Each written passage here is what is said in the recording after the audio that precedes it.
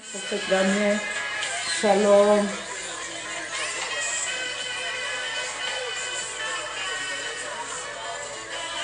Yes.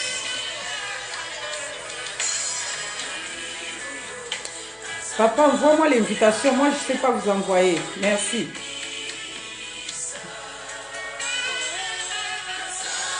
Shalom, shalom. Irma Pauline.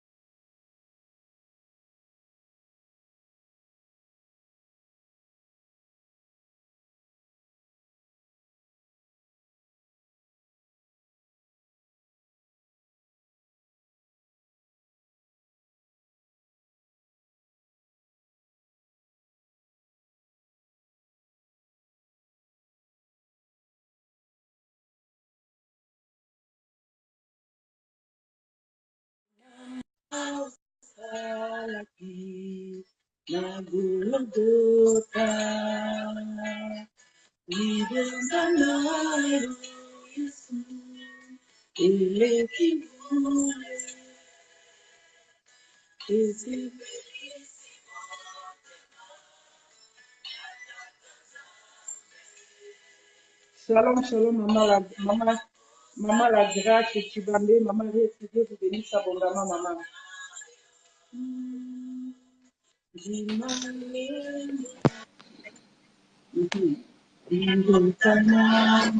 Donc, lelo na kokiango. Amen, amen, amen.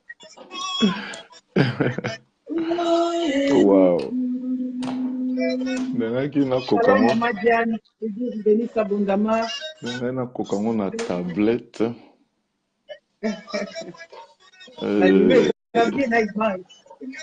Ah bon? Ah, nzamba Oui, kuma hein. mama. Amen. Nzamba kuma mama. Nzamba kuma mama.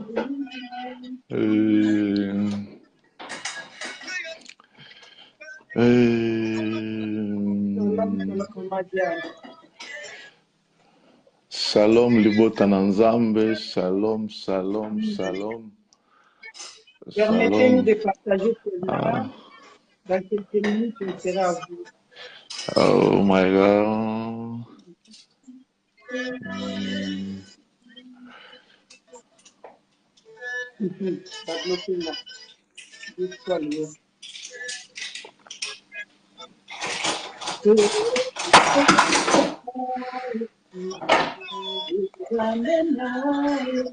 Shalom, shalom, la serpente de Dieu, maman Oh Grace. my Shalom, God. papa Marc.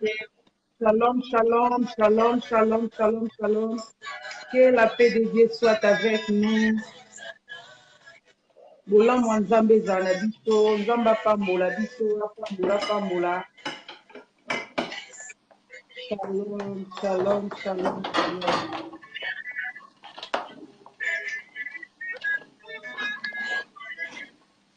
Nzambe apambola biso, apambola libosa na nzambe nyonso. Ndeko na biso mavinga, nzambe apambola yo. Prophète, shalom prophète. Shalom, Mama Namoni Paulina. obunda bitumba makasi kuna. Vraiment, nazo bunda poto meka okokame kolo na bonzambe na sunga biso kaka. Amen, amen, amen, aza nzambe. napesi yo mbote na kombo na Yesu Kristo. Amen. Amen. nayambi yo mpe lisusu na esengo mingi koleka na kati ya émission to na plateau na biso oyo ebengi kombo ya bienveillance de l'Éternel. Donc soyez vraiment les bienvenus, l'homme de Dieu. Merci. Merci. Amen. Merci. Merci. napesi yo lilobo topresente papa na nzambe oza nani, ozalaka wapi, outi wapi? Ok. Comme autrefois, nabengami na kombo ya prophète Damien, naza na ville Orléans, na France, na Zokamba Église Mère, Mission évangélique de la réconciliation. De place navandi, naza marié, et papa banami balé. Gloire au Seigneur. Mm. En tout cas, biso toyoki ndenge musakoli auti ko se présenter alobi aza mosali na nzambe apesi biso kombo na ye apesi mpe esika nini azoko exercer na l'œuvre de Dieu et alobi ke aza ye moko te aza marié mpe aza na bana. Nzambe apambola o papa, c'est la bénédiction de l'Éternel qui enrichit. Yes, Famille amen. eza lipamboli koyoki epai na nzambe. Bao bazalaki na biso semaine passée bayebi ete tozolobela likambo ya vieux et jeune prophète. Bao bazalaki na biso semaine passée bayokaki baposaki mpe baquestion na bango basali na nzambe bazalaki na biso bayebaki na korépondre. Et lelo tozokontinue kaka na teme wana vieux et jeune prophète, tokokota lisusu na profondeur nango ya koyeba barole ya baprophète et lelo tozolobela na bateka ya baprophète oyo basali na kati ya corps ya Christ. Bien aimé, préparer ma question de yo, préparer yango mpena mosali na nzambe azali awa mpona koyanula biso na mituna na biso nyonso oyo etungisaka yo oyo olinga koyeba na likambo etali basakoli likambo etali baprofete. Préparer motuna na yo mosali na nzambe azala mpona avant toute chose esengeli na biso kopambola nzambe parce que ye nde azopermettre biso tozala ntango nyonso liboso na ye po soki na makasi na biso topai kozala te me na bolingo na nzambe yango esali ete lelo lisusu tozala wana est ce que l'homme de Dieu okoki simbola mongongo ti topambola moma oyo to libosa na nzambe tozala. Ok. Yawe ya bomoi topamboli lisusu kombo na yo tokumisi lisusu bonzambe na yo mpo na ntango malamu oyo oinvite biso lisusu une fois na table na yo Seigneur. Yango torekomande ntango oyo na se ya bozalisami na yo po ete makomi etalisi nga moto akobika kaka na lipa te na maloba nyonso ekobima yawe na yo nkolo. Olobi ete bao boza na soif boya epa na ngai. Yango toye toza na soif akoyeba liloba na yo po te peuple na yo azokufa pa azobunga par manque de connaissance. Na beleli présence na yo na tiki nyonso uta ebandeli pe na suka na se ya présence ya bonzambe na yo. Dans le nom de Jésus-Christ de Nazareth. Na reprime nyonso oyo eza ya mabe ekoki komema biso na contradiction ya liloba na yo ekende mosika dans le nom de Jésus. Na pamboli na komisio lokola moto moko nde tobondeli. Amen. Amen. Amen. Amen. Amen. Nzambe apambola peuple de Dieu apambola. Et en tout cas na moi lombango mingi tokomeka kolobela makambo nyonso tolobelaki semaine passée. Alors semaine passée tozalaki na baquestion oyo topozaki basali na nzambe oyo bazalaki na biso koluka koyeba prophète aza nani. Papa koyeba koexplike biso mpona bango bazalaki te la fois passée prophète aza nani. Et totunaki pourquoi vieil prophète ou jeune prophète. Tolingaki toyeba différence ezalaki wapi. Tolobelaki lisusu ete pourquoi nzambe atiaki vieil prophète akende kozala prophète oyo azalaki mosika mpona kopesa message na mboka oyo prophète deja azalaki oyo azalaki vieil.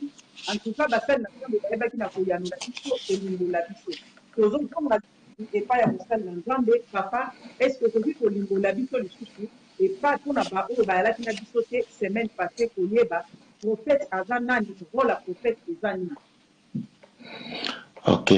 Na pamboli nzambe ndenge tomekaki koexplike lisusu na ntango eleki sur vie na jeune prophète totalisaki koloba premièrement prophète azali messager aza porte-parole Donc eza mo oyo euti na hébreu babengi yango nabia. Donc uniquement cela veut dire porte-parole. Donc moto ayaka na oracle inspiré ye wana nde babengi prophète. Et tolekaki na komona na moma wana ete na kati ya villa Jérusalem wana ezalaki na roi Jéroboam nde abandaki kokonza ville wana mboka ekotaki na idolâtrie. Donc babimaki na ndako na présence na Nzambe. Donc badeviaki. Alors ezalaki na déjà roi prophète moko bandaki ko vivre na kata mboka wana oyo tobengaki vieux prophète. Et c'est là et ça là qui que comme il y a bandé ko vanda wana banane bazalaki wana bakotaki na compromis azaki susu na eloko ko salate. Alors et ça qui que Nzambe aleka na ko ramener sous bateau. Ayaki kotinda jeune prophète autaki mosika mais ayaki na ba instruction. Et na ba instruction o ayaki nango ezalaki ke nzela o aye nzela akozongela te akolia te akomela te. Et tango ayaki pe asali mission na ye bien koleka. Nazo pambola Nzambe na mwana nanga charmante depuis Grèce, Nzamba pambolo ma fille la prophétesse. Amen. Tozota sakeno tango jeune prophète ayaki et bakosaki ye. Totali saki des points oyo ezalaki na vieux prophète oyo azalaki na expérience et azalaki ayebaki susu kozala na esprit ya manipulation. Et tobaki jeune prophète azangaki discernement et na expérience. Tolekai na otalisa et lelo biso nyonso de cette génération nous sommes des prophètes parce que ndenge kola zoloba na livre na Joël na dernière temps na kosopa molimo na ngai. Mais ezana batu mususu baza pe na expérience koleka biso lisusu. Mais ezosenga na tango oyo eloko ekoede biso po moto a dévier yo te na connaissance na instruction oza nango eza discernement po oyeba eloko nini e animé muto a memeli yo prophétie parce que oza déjà na instruction na Nzambe. L'homme de Dieu, le jeune azaki na instruction. Et mais suite mutu moko a se présenter ke pai na ye ayela ki ajua ki malin alongoli et emema ki ekufa.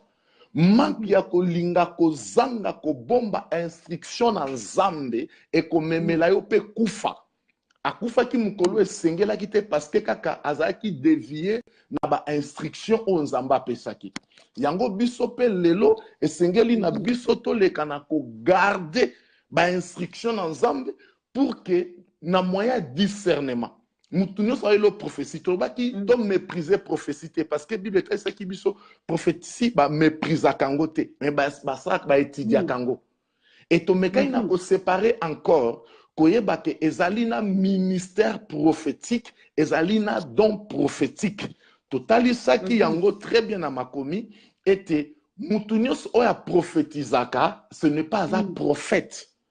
Donc to pesa ki ba différence en ndenge tali si na kati na Ephésiens 4 Bible bi Christ azwaki quelques-uns amataki na bango likolo akitita na bakiti na mabele à établir les apôtres, des prophètes, des docteurs, des pasteurs, les évangélistes. Ezalaki pona ko ba enseigner etrobaki un prophète azali mutu oyo ayebi ko sembola la parole de Dieu. Donc on ne peut jamais causer la prophète sans qu'il y ait un enseignement. Donc et na don il y a prophétie total ça qui les dons c'est le Saint-Esprit mutazo pesa. Vous voulez voir que le don où il y a 5 ministères comme prophète ministère Nzambe Christ muta établir mais par le don du Saint-Esprit où ils ont a don en prophétie to mona ki yango le Saint-Esprit mutupe aye kopé ça ba don wana na kati na 1 Corinthiens na 12 kobanda na 4 ti na 11 oto mona batangeli biso ba don. Et alors maintenant le problème sikoyo eza batu bazo comprendre te batu nyonso tous les lo azo prophétiser oui ba bengi prophète parce que amemi maloba. Mais prophète wana aza différent na prophète oyo batangi na kati na Ephésiens 4 11 12 baza ndenge mon côté.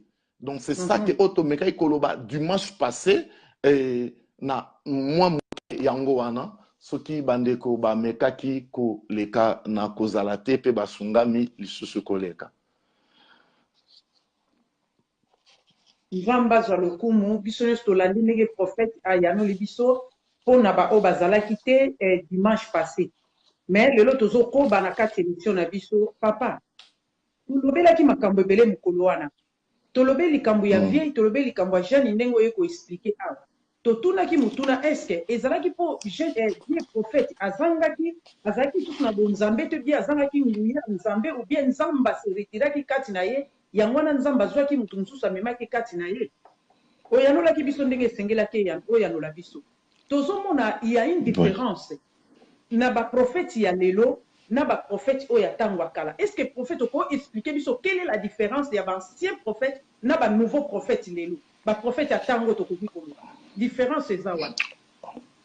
Ok, différence ezali na kati na makomi des prophètes ya ancienne alliance au tolobaka nouveau testament topé au tozoloba nouvelle alliance ancien testament na nouvelle alliance eza nouveau testament ba rôle eza ndenge moko te des prophètes ya ancien testament bayaki bandaki koya na message oyo ezalaki pona ba annoncer biso la venue à Christ.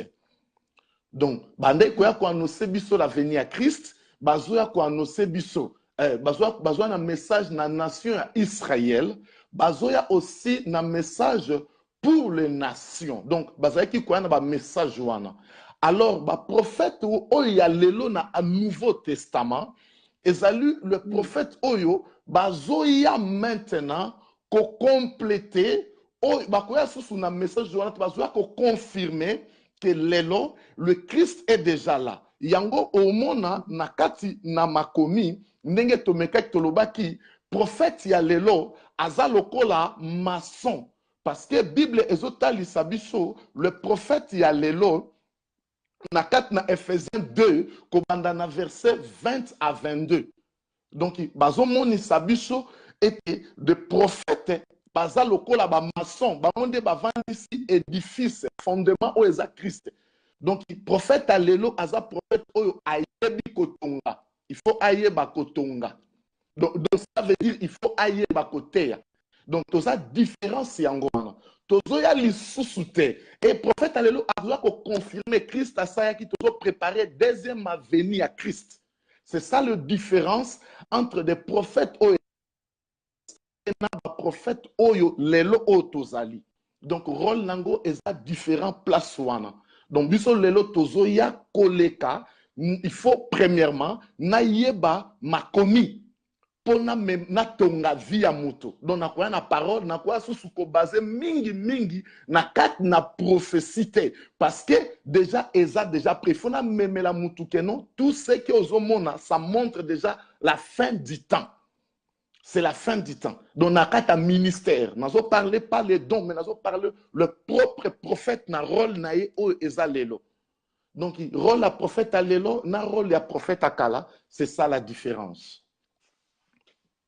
Donc, si on comprend bien, papa lobi que rôle la prophète à Kalezalaki, koya komema message pour la nation, koya komema message pour le peuple ya Israël. Pour na Israël, kota la ke Yesu akoya. Donc c'est ça le message de la prophète yakala. Donc tout ce qui bande kotal sa Yesu akoya. Ok, ça va. Bon, c'est quoi le message pour la nation? Oyo tango wana ezaki kopesa ma poso to tangi na Bible tozomona ke non ba prophète bazali koya ko kebisa bana nzambe pona likambo moko tsongolo tango selingi koya tango nzamba lingi ko frapper mboka tango nzamba lingi ko sala likambo moko ko donc azali ko tinda basali ko kende prophète kende kutana na bako oyebi ke batu balobi ke papa répondaki question oyo te tango na posaki question pourquoi ba prophète yakala azalaki ko travailler na ba roi bazalaki pembeni ya roi chaque roi azalaki na prophète moko azalaki koya annoncer ba message koyebisa ye ainsi dit l'Éternel pona mboka pona peuple pona makambo ezosama na kati ya mboka et lelo pourquoi bakonzi na biso baza na baprofete te pembeni na bango babi orépondaki yango te olekaki yango likolo likolo pourquoi lelo basali bakonzi ya bamboka na biso batravaillaka na homme de Dieu te na baprofete te na basali na nzambe te donc toloba neti bapaster moko azala pembeni na ye oyo akoki koloba non consulte nzambe tuna nzambe tomoni bakwatisa lomo eyalaki soki likambo akoluka mosali alobi ke tuna nanu nzambe nzambe alobi nini na likambo wana bango nyonso ezalaki bongo mais pourquoi lelo baprofete boza pene ya bakambi ya mboka na biso te avant nazonga na question na okay. Israël comme nation bazaki dirigé na ba roi. Il fallait maintenant comme bazaki peuple na Nzambe.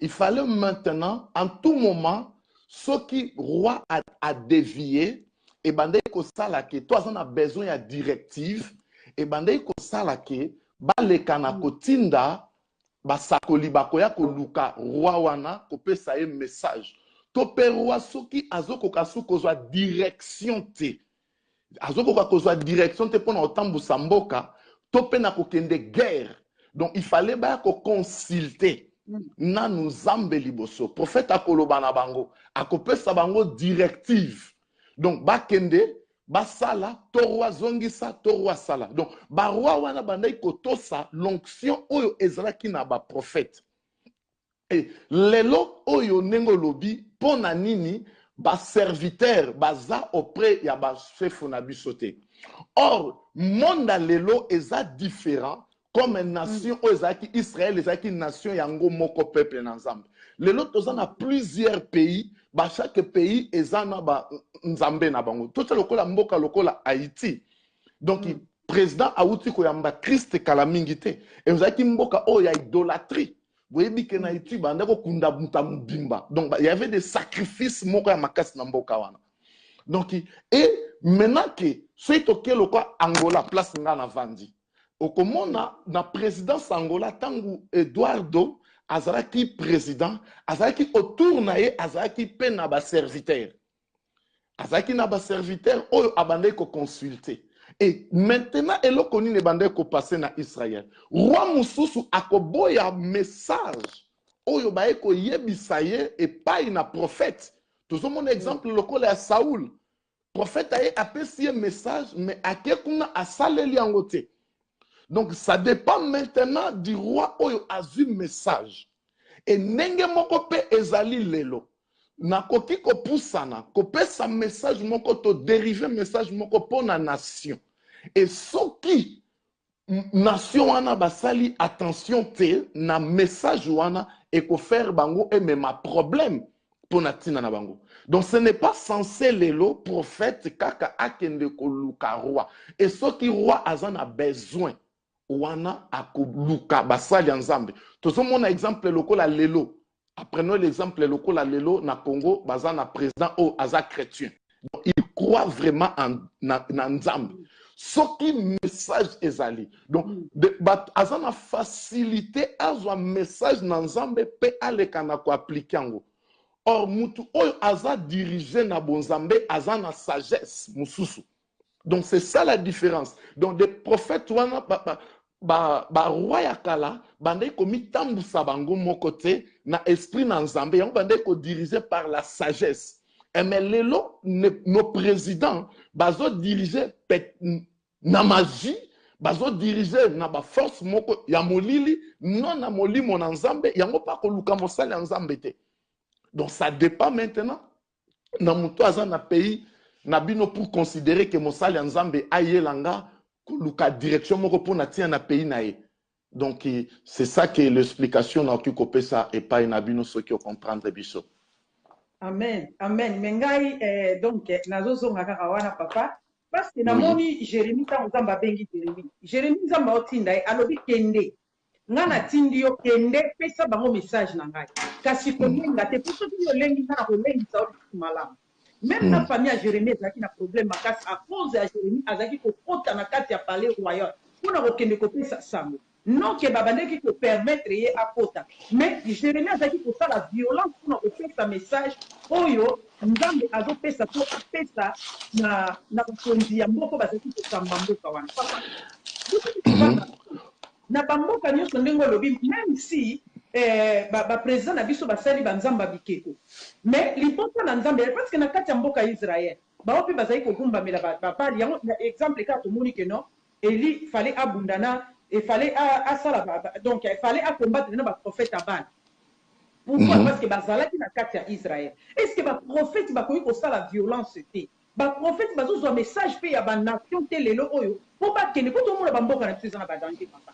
Tozomona makambo ezosalama na bamboka bato bazokufa cause ya kokufa ya bato tozoyeba yango te. Bainondation ezosalama cause ya bainondation tozoyeba te. Baguerre ezosalama cause ya baguerre tozoyeba te. Babitumba moko bande bandaki ezosila te. Est-ce que eza na prophète moko to nzambe azorevele makambo oyo akoki kokende kopusa na pembeni ya mokonzi asala violence lokola Jérémie mpona koyebisa ye ainsi dit l'Éternel parce que aza motu même si lelo aboyi parce que Jérémie akenda mbala moko te même akima Jérémie akota ntina prison mpona makambo nzambe azali koloba na ye mais lelo tozoyoka yango te kono mokonzi moko asali violence aluki aloba kaka ainsi dit l'Éternel même si babeti ye baniokoli ye mais ye apesaka message ya nzambe lelo nation yango nzambe aomona yango te pasi biso tozomona nzambe azomona yango te moto nzambe akoki kotelemisa lokola Jérémie azaki asala violence mpona kolobela bakonzi na biso na mabe nyonso bango bazosala makambo ezoleka soki eza limisa mais peut-être quelque part moto moko aza révélé na makambo ezoleka bombianga bino baprophète boyebisa biso ntango mosusu nzambe azorévélé bino ou bien révélé bino bobombianga. Ok. Jérémie, ce que na Jérémie 1, tant nzambe azoloba na Jérémie ne tremblez pas, au monake na ebandeli, Jérémie azaki na nous jeune, trop jeune. Ayi na maîtrise te ya kotelema liboso bato nzamba pona kiye pote Jérémie akende kotalisa nation na ye amema la parole de l'Éternel pona ko avertir bango. Parce que nzamba ngaki ko avertir. Donc prophétie eza eloko oyo tant prophète aye akoya na prophétie ya ko makambu po aloba na bino makambu oyo zo linge sala malobi na nation. Donc avertir bino dans l'avance. Alors ça faisait peur pona ko kendo telema liboso ya ba grand kotali sabango. Et bandai ko coûter entre vie et la mort.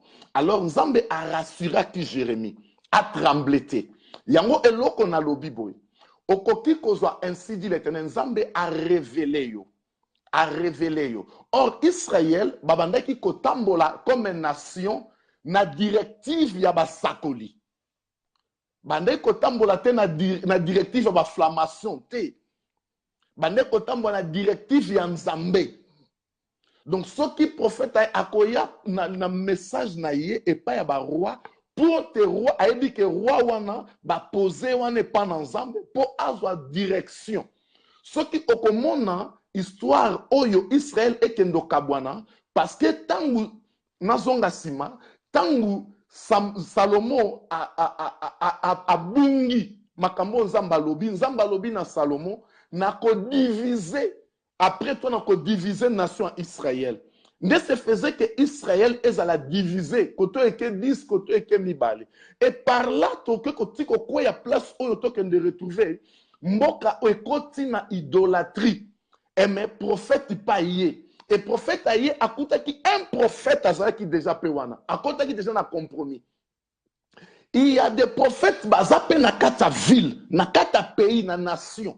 Et mais baza na kata compromis, nenge vieux prophète akoki azalaki. Il vivait na kata Jérusalem, mais na compromis au azaki nango. Et maintenant que Nzambe a délégué jeune prophète, et nenge pesa lelo, Dieu peut révéler, oui, Nzambe a koloba, oui, que nous peut sa message tel. Mais comme on a besoin, on a nenge a kotendre président wanati, et ça impossible. Nenge ozaboye, ozana Belgique, ozu message ya roi nabino, okendo tendre comment. Oza na possibilité wana te okende ko trouver roi wana okende ko trouver président wana netinga na na France wana na lali na ju message ton Nzamba révélé comment na kendo pesa Macron message wana j'aurais du mal ya ko bando luka audience no okozwango peut-être tang mususu donc okufi na message wana kati na Nzamba révélé yo et qui se fait maintenant obandi ko anosango à l'air obandi ko intercéder na Nzambe parce que Nzambe a révélé yo. Et ce qui Nzamba lingi, yemo a provoquer la manière oyo yo okutana na mosali na président to na roi ozo kamba mboko zali pona komema message.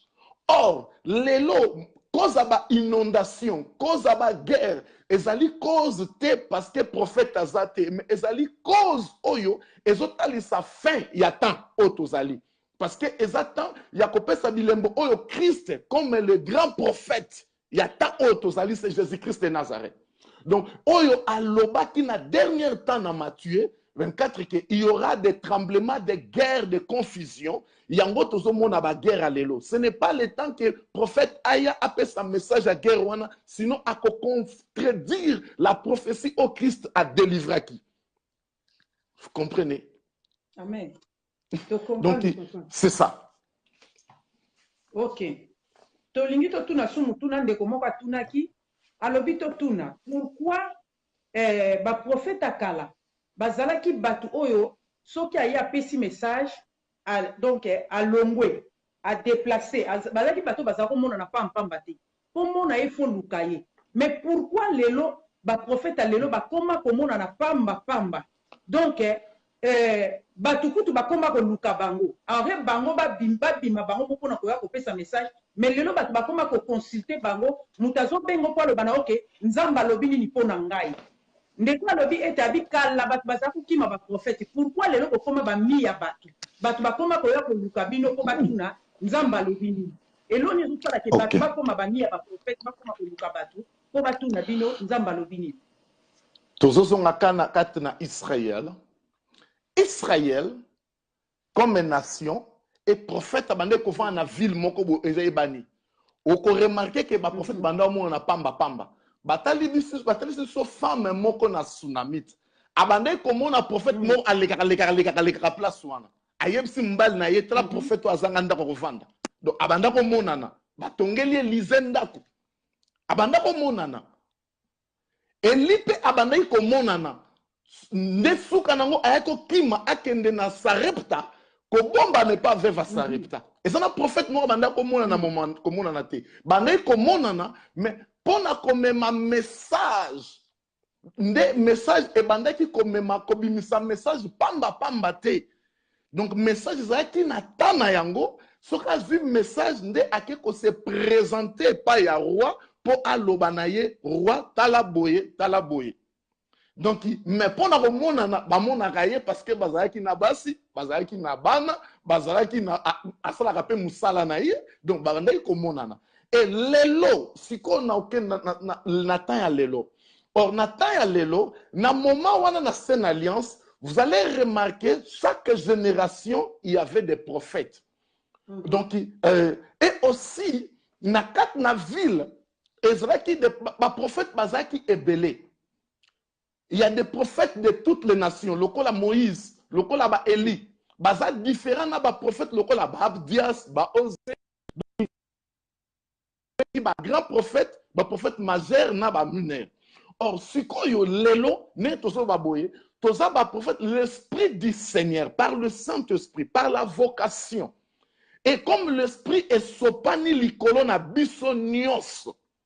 Alors ceux qui ozingolu ya appel na Nzambe, na ministère wana, donc d'office au passé na consécration ba okanga maboko te. Apprenons l'exemple lelo Nzambe abengi mama Paulina, tope abengi mama Odette na ministère.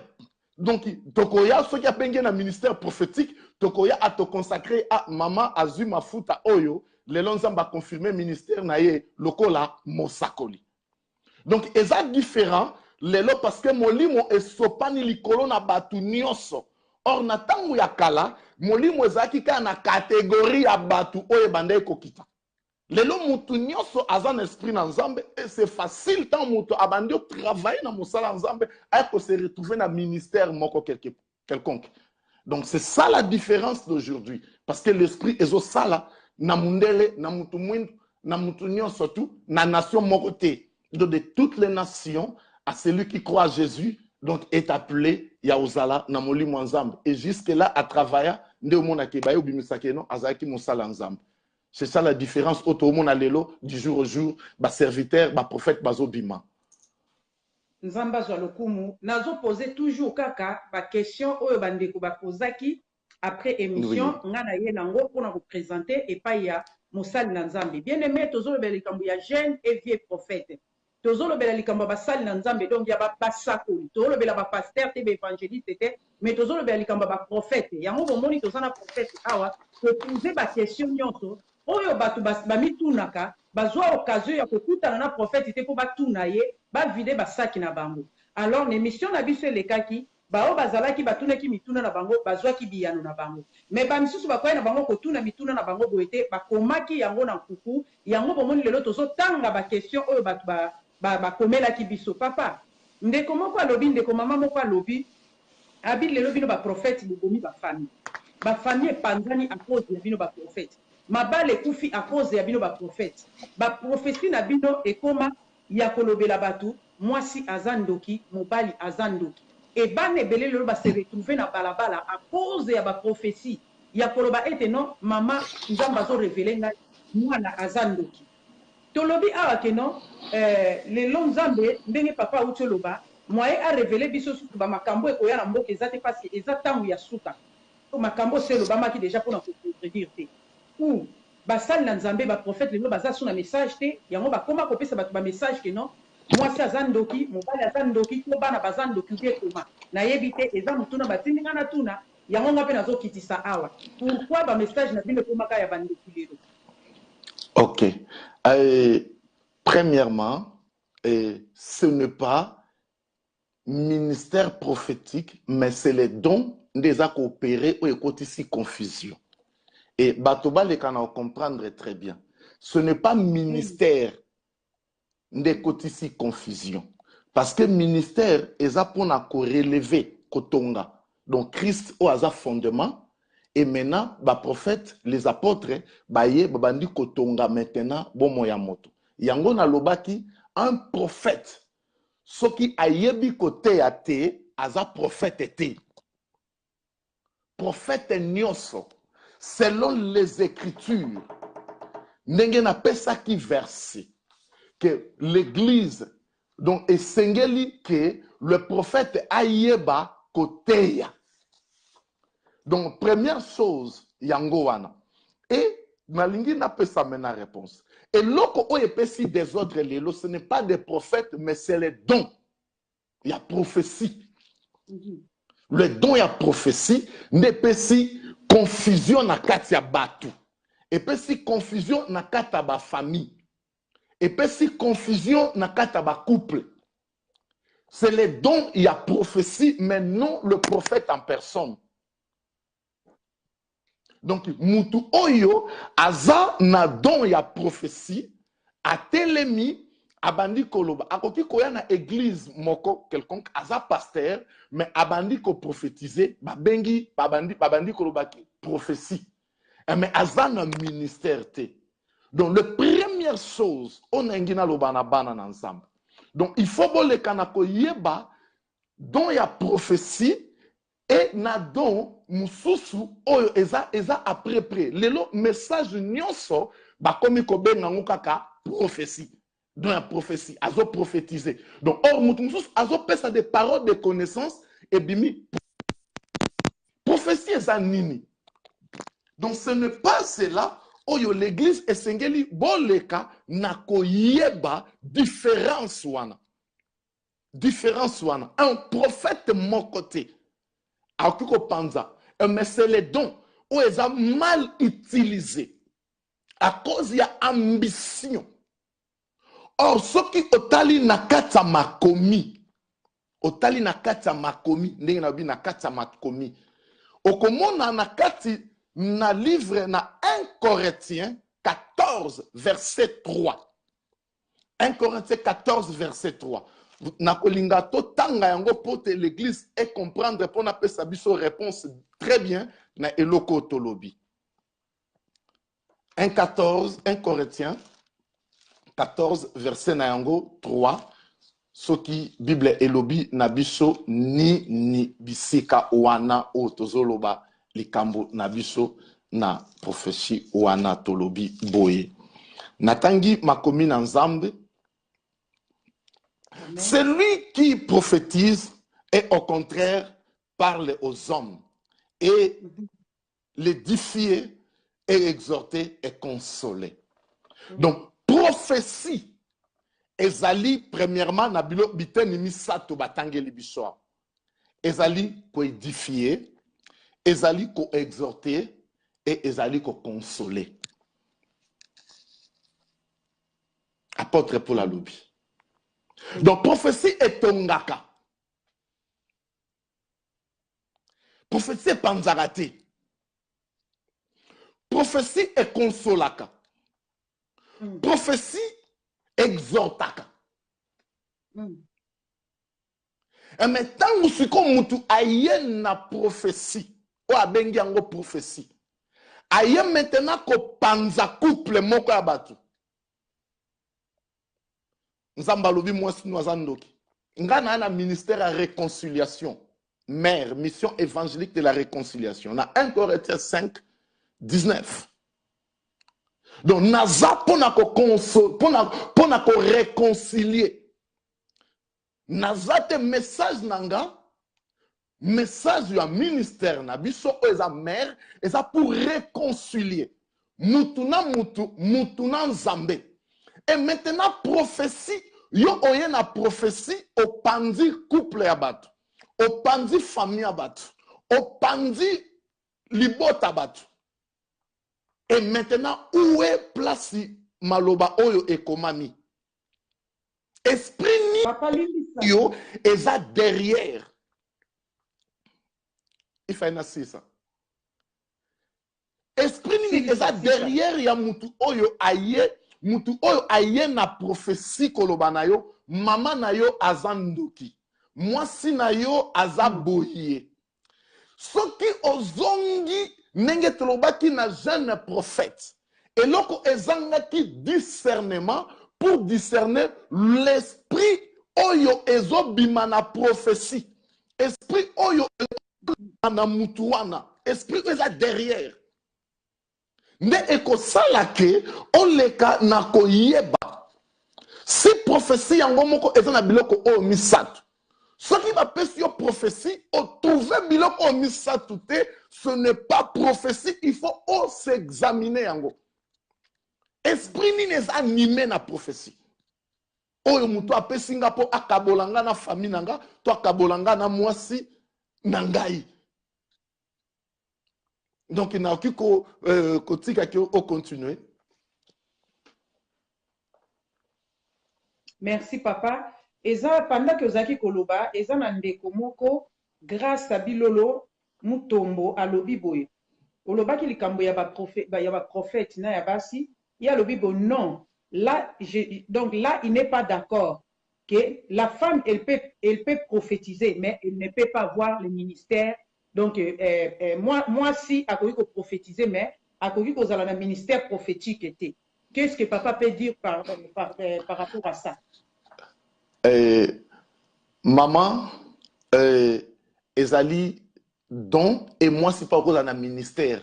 Ce dans le bito que to kota na ministère, moi ça à cause d'un ministère nyoso, ça soit docteur, ça soit évangéliste, ça soit prophète, ça soit pasteur, apôtre, moi ça à cause de yango. Et wana les restes des abadons, nenge moi ça à cause de la prophétie, à cause de la parole de connaissance, discernement et tout consort. Donc ceux qui te le bito kende sur le ministère ya moi si tokobima na conteste na biso lelo. Et metika na yebisayo que moi si à cause de ministère. Donc, noir sur blanc dans les Écritures. Et ça, la place, mon côté, va interdire, moi, ça, te. Azala ministre, te. Et ça, faux. Ngana lobby, et ça, faux. Un jour, si nous aurons encore grâce et n'a prouvé yo, que moi, si, à cause de ministère, à cause de ministère, à cause de la établi.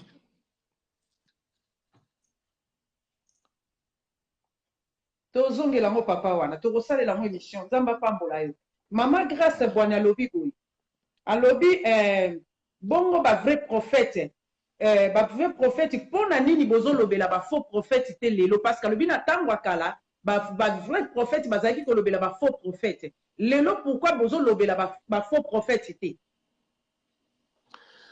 OK, Lelo, Bible elobi boye, Christ alobi, boko yeba nzete na bambuma nango. Lelo toza basali baza ebele. Ebele makasi. Ebele. Donc, c'est difficile pour Nzambe yemoko ako s'en charger na yango. Soki mutu atelemi koloba ke aza prophète. Oui, problème ezate. Mais Nzambe akoyeba ko s'en charger na ye. Nzambe ako s'occuper na ye. Na mokolo wana ya suka. Aloba na ye, asala na ye. Nzambe azoloba. Soki na yebisi oloba te yo ke loba prophète bozo ko sabatu. Na ba ndoto na ba message na bino.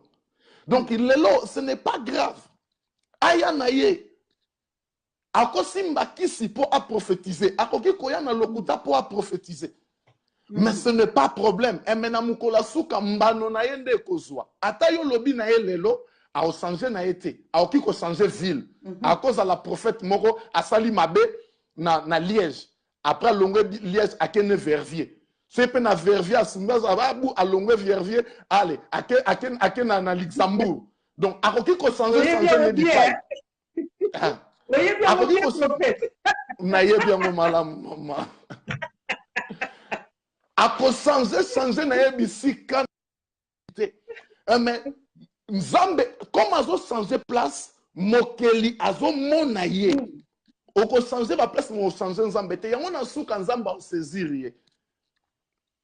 Nzambe o saisir ye. Le seul problème que na lobana bana na Nzambe avoir du serment et ko aider yo ko yeba parce que prophétie ezali koloba les choses à venir. Il ne faut pas confondre prophétie na parole de connaissance ton discernement. Les lots oyo et salamaka na église, ce n'est pas des prophéties, mais sont des paroles de connaissance. Manque yako yeba et peuple n'ensemble qu'ils voient, tous sont des prophéties. Non, bien-aimés. Prophétie moko kote le matin nzambe alobano ke maman ozana 100 kwanza. Pardon na benga kwanza to na poto. Surtout ça. Oyo. Ozana 100 euros, ozana 100 euros. Ozana 100 euros ya kopasuka. Otiki 1000 euros moko na ndako. Ça ce n'est pas prophétie. Mais ça prophétie. Papa. Banobi ça la prophétie. Ezali manque à connaissance. Amen. Eza prophétie. Ce qui se passe dans l'église, ce n'est pas des prophéties. Et la plupart nango ezali des paroles de connaissance. Et ça a différence, il y a définition, il y a don, il y a prophétie et la parole de connaissance. Et la parole de sagesse. Et mais ezokende après nenge moko. Manque il y a enseignement na kat na ba église. Et moyen maintenant chrétien a découvert bazoloba eza prophétie to parole de connaissance.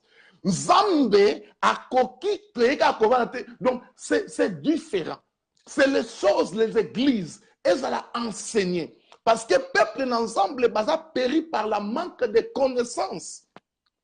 Tout ce qui se passe dans l'église, le message, ce n'est pas des prophéties. Mais ce sont des paroles de connaissance. Dans un prophète, dans Liège, place Bozali, l'église est belée, Yebinga. J'ai travaillé dans beaucoup d'églises. L'église est belée, même en Europe, que j'ai passé. Je prêchais la parole. Et Naza toujours n'a pas parole, toujours qu'on doit prêcher partout. Mais, bon, les canaux, on retourne, vous examinez. Prophète Damien a dans l'église Nabiso, à Théa, à Salamine. Donc, et pour comprendre les choses, que ce n'est pas là des prophéties. Et l'église va ensemble. Vous avez attaché mingi na ba prophétie. Bolingi prophétie yango. Et mes prophéties yango lingi binote, prophétie yango détruit bino. Le véritable prophétie, premièrement, c'est la parole de Dieu. Amen. Luka oyeba la parole de Dieu. Oyeza la prophétie excellence. Oyo malobe dans la Bible ekokokisama na bomo ina yo. Ko luka te ko kota na ba confusion. Yango bozo ko kate ko différencier les dons yango dons nini ezosala na kati ya moto azoprophétise po ekomaka na prophétie nyonso na prophétie prophète a prophétisé lelo nzoka apesi des paroles de connaissance a révélé quelque chose. Ce n'est pas prophétie. Tant que moto azo révélé likambu, ce n'est pas prophétie mais c'est la parole de connaissance. Ndezo sala ke a révélé les choses. Prophétie est pour nous prédire les avenirs. Mais comme parole de connaissance est pour révéler. Sérieux kende kinda kwanganga. Ser na année passée au salaka boye. Ser ndenge zabo frère ndenge zabo. Ce n'est pas des prophéties, ce sont des paroles de connaissance. Mais par manque de connaissance, on a commis tout cela. Et se mélanger na prophétie. C'est ça que la différence que le peuple de Dieu, vous ne comprenez pas. Tant qu'on va révéler l'ikambu, yokemba moko va pesinga prophétie, non, ce sont des paroles de connaissance. Ils ont révélé des choses qui est passé, des choses où il y a des choses où ils à présent. Prophétie, ça vise dans makambo akala. Yango ozonga na Ancien Testament, ba prophète bandeli ko avise toujours. Mutako botama, mutako ya, ekolo ko salama. Donc eza ko lobela makambo ko salama plus tard. Donc tout ce qui joue maintenant na kat na église que moi nanga nazomona nazozongisa, ce n'est pas prophétie.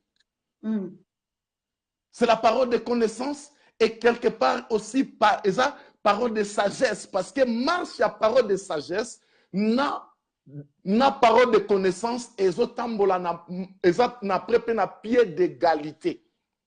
Il suivi na prophétie yango wana ezosala ke batu bakoma na confusion.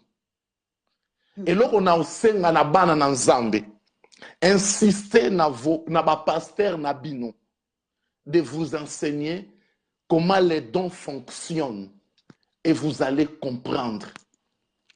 Les églises d'aujourd'hui évandent dans l'enseignement à sous-souté. Évandent à likolo. Or, ce qui vendent ici l'enseignement, parce que l'église primitive, la première église, évandent qui n'a pas enseignement. Évandent qui n'a pas enseignement et le reste est Yeshua. Donc, tous bolinga, on a beaucoup plus enseigné. Bolongwa na parvi. Bokota na lieu saint. Bokomo na place chandelier zopela et table où ils ont 12 pains. Bokolia parole na tangu na yango bako peso lipa ya levite oyo zali ozali na tribu ya Simeon te.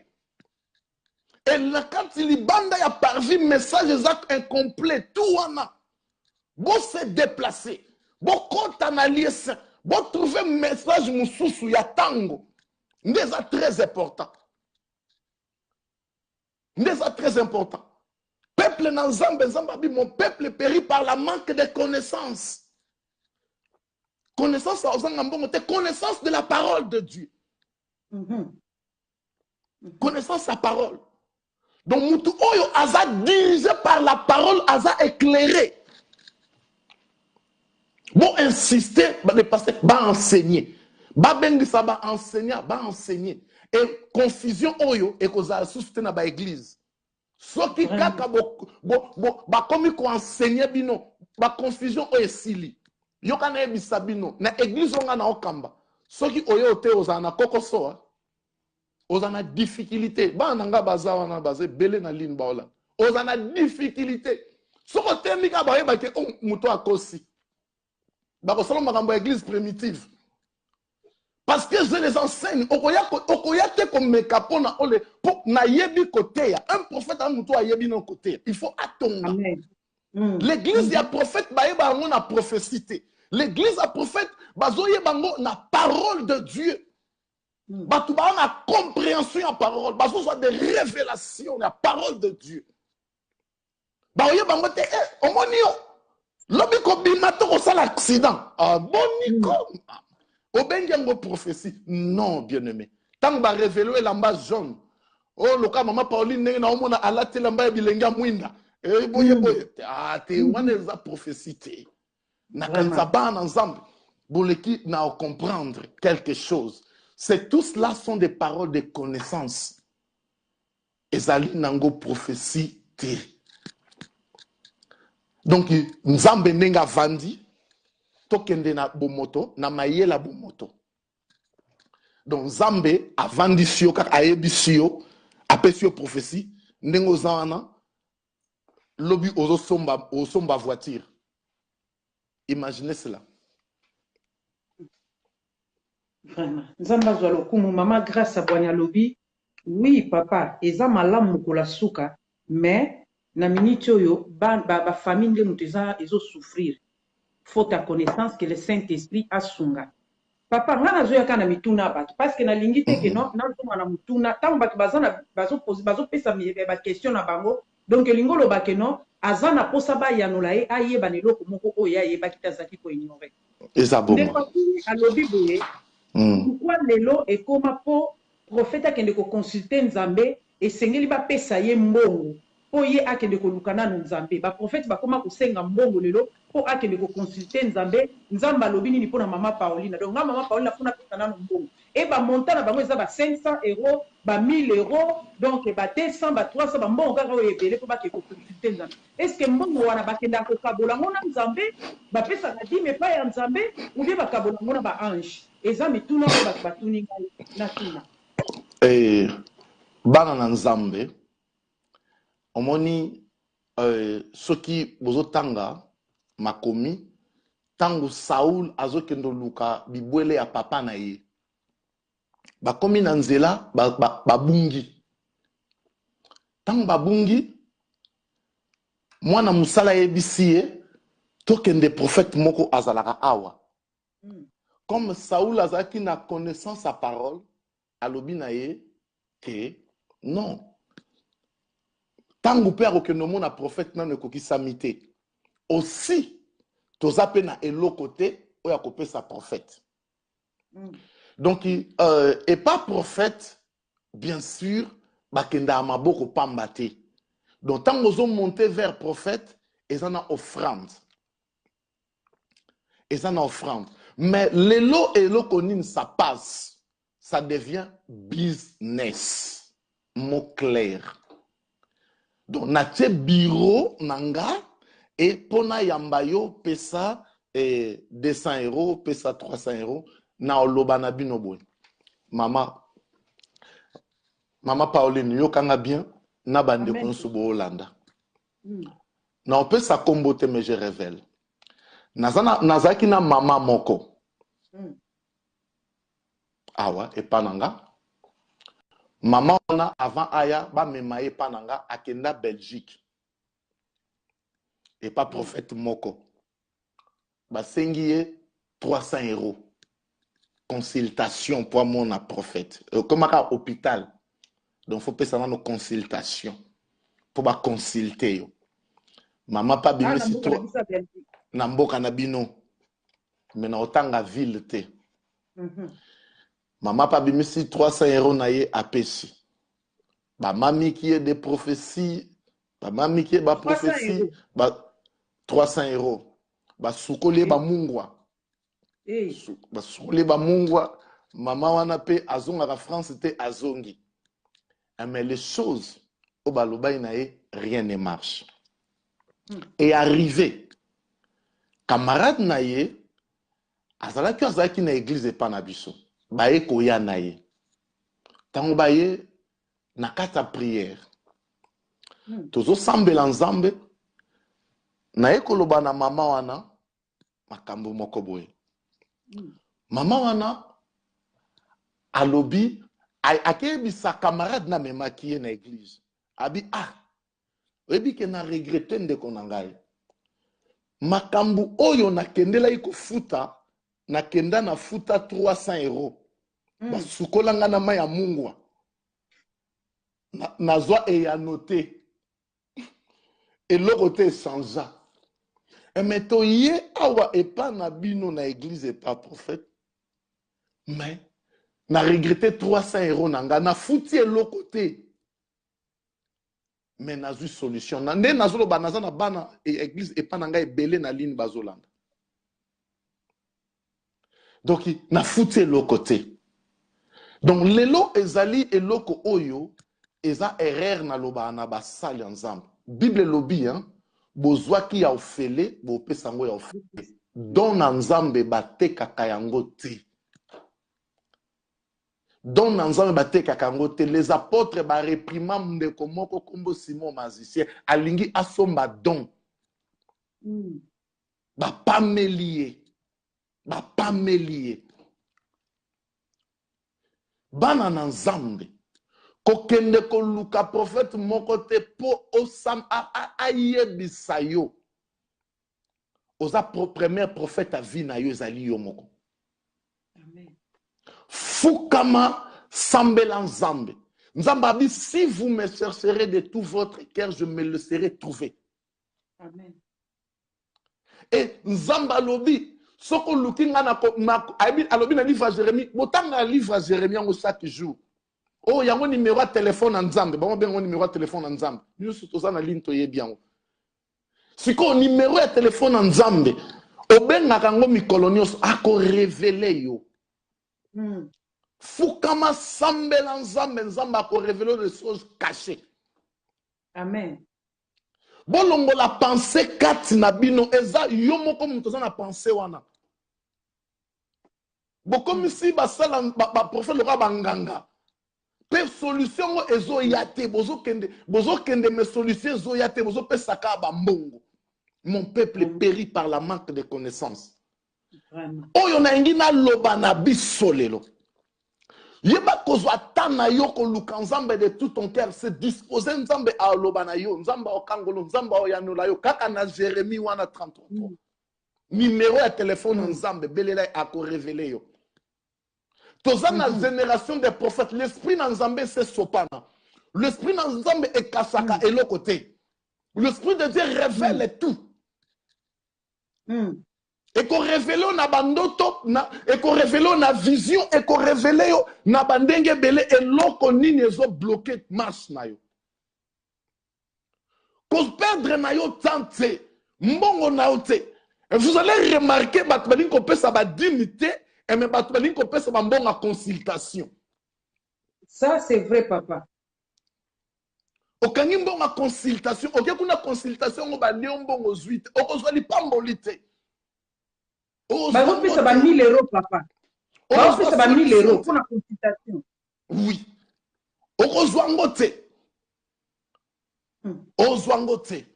Chers fidèles dans le Seigneur, n'attends que Tozali. Le prophète, Oyayebo Théate n'est pas un prophète. C'est clair, net dans les Écritures. Basal Nanzambe Bazana Line, Bazoyoka Onaol, Bayebi Yango très bien, c'est les Écritures qui a dit cela, ce n'est pas moi. Écriture Moutelobi. Ngate, Napesa Ebiso verset. Ngate. Ngate. Donc, Yango, Bomi Tungi Samate, Kokende Koluka, des prophètes, Nanu, pour Alobelayo. Mais Fukama, Bondelanzam. Soko Saragi Mabe, Bible et Lobi, Nakati, na chronique, si mon peuple, Boebi version Nabinonios, sur qui a commis le péché, ce qui a s'humilié, Nganzambe. Nzamba abia kumoni sama, akolimbisaye, akoguéririe. Ce sont des choses où Esengeli Ban Nzambe, Kana Oyeba. De cette génération, Tozali. Kozala na yo te, kosa nonini te. Luka Nzambe. Bo activer bon Nzambe na kat na église na bino. Bo telemisa église na bino. Na vie de prière fort, puissant. Nzamba ko révéler, a repé sa ba directive, a repé sa ba solution. Bo kendo luka na bino ba prophète par-ci par-là. Oyo na oloba na lobi te to minimiser ba don. Te. bakopesa message kominimiza ngo te. Bible lobi oyo kozwa discerner yango. So bapesi yo message discerner yango, discerner yango, discerner yango. Et ça très important. Discerner yango. Discerner yango. Bosala erreur yangando te okimi mbula oye na mai. Non. Non. Et loko na koloba na bana na nzambe sur les dons oyo ya prophétie, obolobaka prophétie, prophétie ce n'est pas prophétie, ce sont des paroles de connaissance. Bosimba na mitu, eza paroles de connaissance, eza nangolo msuste. Boyebi sa pasteur, asa la bino ba enseignement sur les dons, comment elle fonctionnaka. Et boya comprendre que non, les dons et fonctionnaka ndengwana eza différent. Eza différent, ba définition eza différent. Et beaucoup zoamea beaucoup ya sous na ba erreur te o eza lelo. Confusion na nyoso eko sila nango. Na kati na ba église. Boluka boza l'enseigner. C'est ça eloko na koloba na bana na nzambe. Nzamba pambolo papa, apambola yo. Ndeko na biso papa Martin Wolfi kadianga lobi ekomi lokwa virus. Likambo yo ya ba prophétie ekomi lokwa virus. Pe alobi surtout ba jeune prophète. Ba jeune prophète bakomi ko abiser na bandini. Bakomi ko sakana na bandini. Et na uti omona lisusu tokolo bana nini pona ba jeune prophète o ndenge papa uti loba likambo ekomi virus papa. Tu omona mutu azoluka pasteur te, azoluka te ke no pasteur enseigner nga pona yeba. Mais mutu azoluka kaka ayeba nzambe alobi nini pona ngai.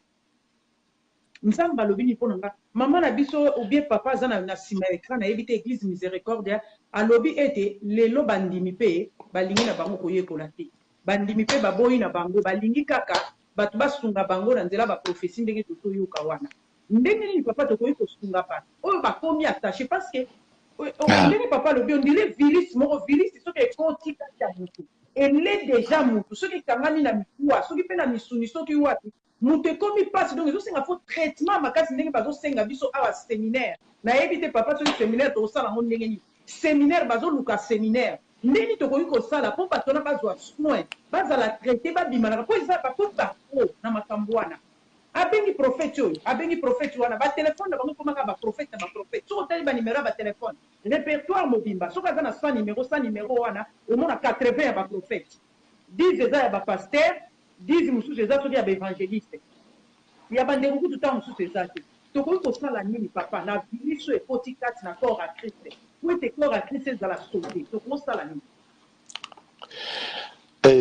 eloko oyo peuple de Dieu esengeli esala donc esengeli na biso esengeli na peuple na nzambe kozala na discernement et na maîtrise ya soi-même na kati na Bible na kati na Galate 5:22 batalisi biso ba fruit de l'esprit oki kozala esengeli ozala na maîtrise na yo oza na contrôle na yo tango oza na contrôle na yo e wana ekosala ke oleka na kobika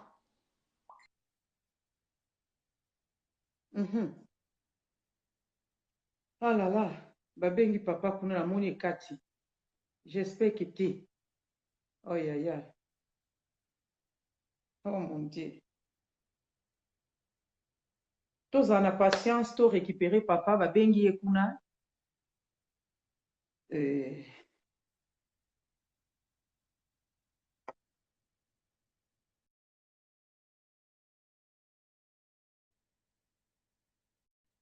non ye kamta koyi kobandela koluka ngai prophète comme so bandela kobenga ngai namoni babengi yo kuna yango ekati bandela kobenga ngai bana nzambe balingi su kobondela te papa tinda su demande parce que oza lisusu te obimi moyena tindelo mpe eza te tinda demande alobi ete bana nzambe balingi su kosambela te ndenge mama alobi awa balingi kozwa temps ya prière te donc baza na posa bato babondela bango nzambe balukila bango nzambe bazwila bango message ndenge tozomona lelo mais soki tozozwa temps ya kobondela ndenge mosali na nzambe alobi mpe ndenge basali na nzambe bakomeli biso awa keno soki tozozwa temps ya koprie yo moko nzamba o révéler au makambo ndenge mama Micheline na utelo ba awa la vraie prophétie c'est la parole de Dieu prophétie o ya solo ezande liloba na nzambe po tango yo zotanga makomi na nzambe ozozwa biyano na kati ya makomi na nzambe o yo zotanga tango yo za concentré na makomi na nzambe nzambe azo yanola yo nzambe azo lakisa yo nzambe azo fongola.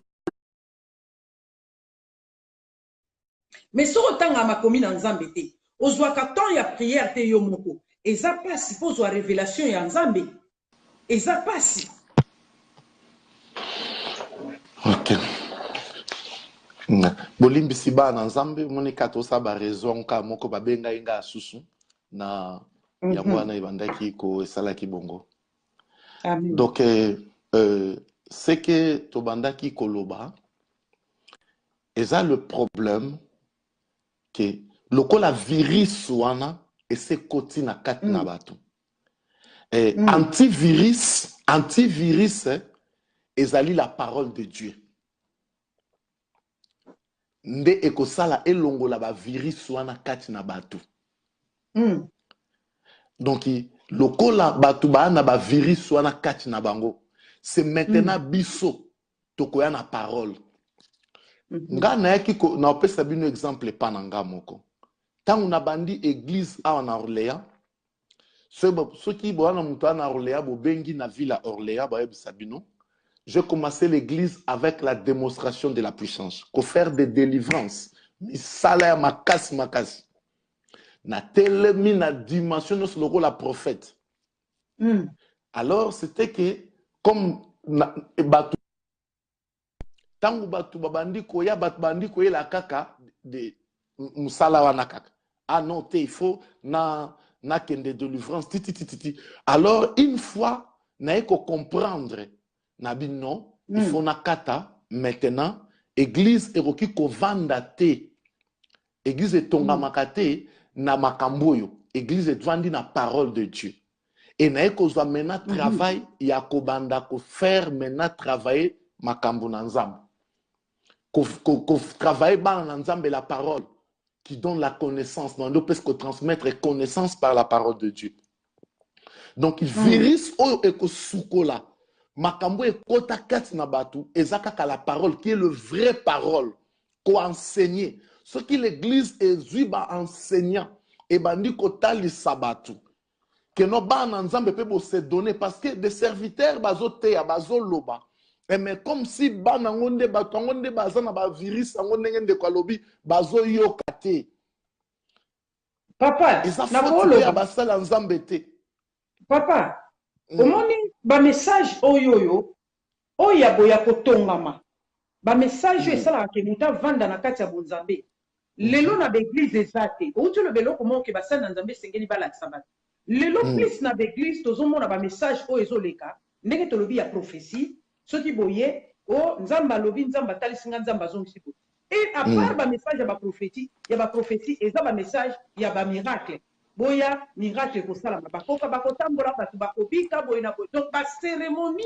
eza plus bathéâtre eza plus l'église ke baenseignement oyo ya solo oyo etongaka bato ndenge yesu avandisaki bayekoli ne omoni papa ndenge ozoloba wana parce que ozalaki forme yango wana ozoloba bongo mais lelo est ce que tokoloba na bana na nzambe baza forme soki bana nzambe bazalaki forme papa tokomona bana nzambe te alongwe koto ake koto alongwe koto ake koto alongwe koto ake koto parce que formation eza te église ekoti na kati ya théâtre église ekoti na kati ya masano papa toza na posa ete bato oyo baza manipule na makambo oyo balongwa na kati ya makambo wana babika ba oyo ya solo bazana na parole ya solo basunga libota na nzambe pendant que le temps est encore là bato babika papa bato babika c'est ça toluka comment tokoki kosunga bato wana kosunga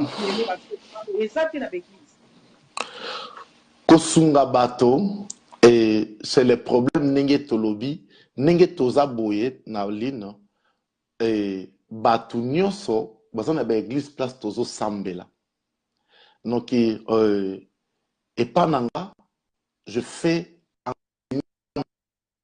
ndenge na lobaki encore epa nanga iso oye vous allez trouver la parole de Dieu. J'enseigne bana nzambe baleka na comprendre. Donc les temps où ils ont les temps qu'on enseigner. Donc ceux qui na église ni nezalité, vous pouvez bokoki koluka. Boki koluka. C'est l'effort de quoi? C'est l'effort de prier. Soko zangi bilobi sambela nzambe aope sayo. Inspiré. Pona oyeba la parole de Dieu et sengeli otanga mingi makomi. Amen. Zwatana oya kotanga, zwatana o de prier. Et c'est là ozo kola na makambo nzambe. Po ba virus wane longwandeko o ba likambo virus, c'est seulement antidote na wezakaka la parole, enseignement. Enseignement. To enseigner bana na nzambe mingi. Ba o baza ya nzambe ba otikala. Pe Bible lo biboye.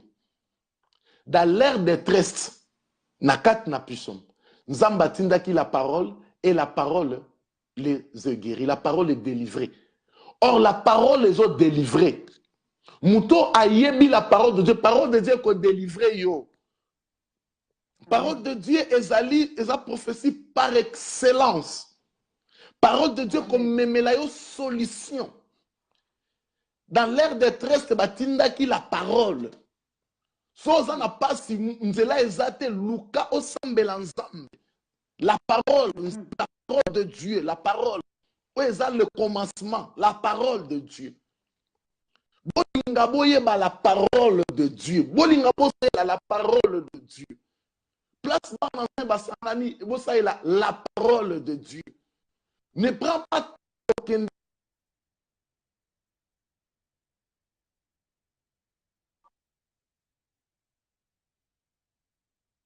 bayeba ya solo. Nzela nini bako suivre. Neti nga na zolo be pa na nga na zolo ba. Oya to ya okosa mwana nga. Oya ba message la blabla na te. Et simbate. Parce que donc je donne du temps. Bazoyo kaliloba na nzambe balonga kolia komela ki bakoma ko buka mukuwa. Olingi message ya pete mingi.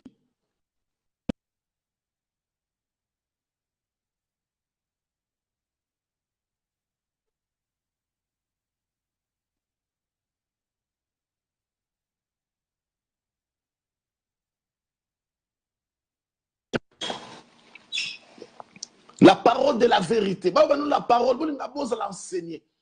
C'est juste ton qui qu'on a biso. Ce qui les enseignements côté dans l'église, cette confusion et les qui aussi là. Ce qui a confusion, parole et côté l'église, c'est fini. Fini. Travailler la parole des hommes de Dieu pour enseigner ba nzambe balonga na kat na confusion nyonso oyo bazo se poser sur des prophètes. Moi na nzambe atiki ko se confier na yo pasteur na église mais akomi ko se confier na prophète Mouraza na Kinshasa. Tinda mbongo pona mata ngomba mangengenge amati ngomba mangengenge te allié sa hero na yo wana. Après yebi sera oyo yelelié. Ça mileleli mbongo. Donc vous comprenez des choses.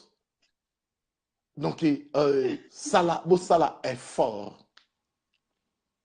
Ça est fort qu'on enseigne ensemble. Dans toute dans la parole, la totalité. Et ça là que libota ebika. Et ça là que l'église est kolaka et vandaka na ba enseignement. Et boyoka eloko moko ba ensemble. Bible lobby, les dons et qu'on prendre fin. Mais la parole est qu'on demeurer. Nous ce qu'on leka, mais la parole est qu'on tikala. Moutou azan la parole aza riche. Moutou azan la parole bako s'arrêter. Moutou azan la parole nenge David alobi na Psalm 119 na 105. Parole est aux ala mouinde na makone a obeta libakute. Parce qu'azan la parole. Vous voyez la parole de Dieu. C'est tout. Et comme même nyonso ya malamu kati nabo moinabiso, c'est fini. Na évité ce qui question moko ezali et na oyo na leki na ko répondre biso surtout. En tout cas, tant on a vu ce qu'il papa question monsieur Ezate kaka ndeko na biso awa bimaka alobi ete ye abotami na catholique à partir ya âge ya 14 ans aconstataki babi na église catholique mais atrouve penza mobulu makasi na l'église réveil mobulu eza na kati ya l'église réveil. En tout cas nzamba pambola biso nyonso air vraiment ekei mingi toleki déjà 1 heure du temps et toyoki nde mosali na nzambe ayanoli biso na likambo etali baprophétie naza si biso nyonso tozwi mayele okolinga soki okende koluka lisusu baprofete te kofuta mbongo na yo mpo na pamba kobebisa mbongo te papa kobebisa mbongo te mama yo moko zala oyo mikabi mbeka mpona koluka nzambe. Nzambe alobi amimonisaka na bayebanso balukaka ye azobenga kutu bato baluki ye oya kozwa mai mpe miliki ya ofele oyo bosombi na mbongo te azobenga toya alobi na biso ete tosakuye na ye tosala confiance epai na ye ye nde akoyeba kodirige biso akoyeba kozwa soin na biso. Bien aimé soki olingi kimia na bomoi na yo olingi oyeba makambo ya vi na yo moto akoyebi makambo ya vi na yo koleka eza nzambe. Alors tika kolanda bato pampamba se confier na pasteur na yo parce que pasteur no ayebi yo pasteur no ayebi ndenga kosunga yo muta musika ayebi yo te akolinga konyokola yo akolia mbongo na pamba ndenge papa uti koluba pe alobi no makambo ezanga tina papa nzamba pambola yo tozaki émission na biso ya les bienveillances de l'éternel papa soki oza na message ya suka kopesa bana topesa koluba avant to clôturer. Ok, nalingi nayanola ndeko oyo alobi na likambo ya église catholique. C'est vrai ndeko, confusion eza partout. Net nalobaki ngando akima mbula koti na mai. Donc c'est ça problème oyo trouver lelo. Omoni na opesa exemple monga o na oloba na yo o monanga j'étais musulman. Nazaki musulman. Nzamba esalanga grâce na yo yeba yesu na bomoi nanga loka mokonzi pe mobikisi et lelo naza toujours na ye mais makambo to vivra et feza esali bisote et lembisi bisote potozonga na islam non mais tozali na ngina loba no boye ndeko nanga ba désordre ozomona ezali le signe du temps de la fin. Eza le signe à temps de la fin. Ba confusion nyonso ozomona. Kotia susu pas en arrière te. Christ azala. Kolemba te. Parce que makambo nyonso ezoleka esengeli ekoma pote totatola Yesu aza nzambe. Soki ba confusion nyonso tolobeleli tomoni yango oko croire que Yesu aza nzambe. Parce que nyonso oyo ozobika asi alobaka yango ekozala na temps oyo. Et décourager ndeko moko te pona kosambela. Et décourager opete ko ina basali ya nzambe te, ko ina mosala nzambe te. Confier na basali na nzambe alobi okozala ya kopambolama. Ko ina basala nzambe te. Ndenge na lobi, eza problème ya ministère, eza problème ya don de te confusion. Kokima pe basali na nzambe te ndeko kozonga na pe na catholique te bondela nzambe eza le signe ya temps de la fin okomona makambo nyonso tout cela ekoki ko faire yo dégoût osambela lisusu te ona vanda na nga na ndaku e na tika na nga te kovanda na ndaku te bible elobi na biso to abandonner assemblée na biso te bible elobi na biso ezali doux et agréable les frères et sœurs des mères ensemble c'est là où l'éternel azo sopali pamboli na ye donc bondela nzambe kende quelque part ce n'est pas ba pasteur nyonso ce n'est pas les églises nyonso eza conduit na mabe te ba misusu bazali ebele ya malamu nzambe amona Eli akanisaki aza ye moko nzambe abina za na 1000 donc ya malamu baza ebele koleka mais bazande na ba place moko lukake o luka o localiser bisika ozali na ville ozali na pays ozali okokendo kutana na mosali ya nzambe pe ya bien ovandi pote bomoi na yo et nourrir. Donc pourquoi te laisse kanzoto na biso te laisse kanzoto na biso pour grandir kosuka kana ozala sauver te et me nourrir nzoto na yo pote na liluba po okola lié saint place chandelier pezali na parvi oza sauvé esika ekumbelo ezali na bassin ma ezali bosuka wana te kosuka na évangile ya par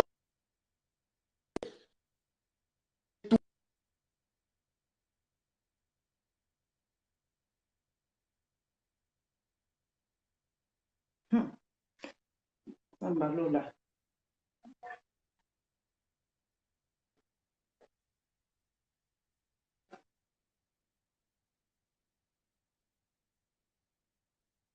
Ah là là, et comme il faut bloquer, ils ont bloqué la tango nango ekozala. Amen.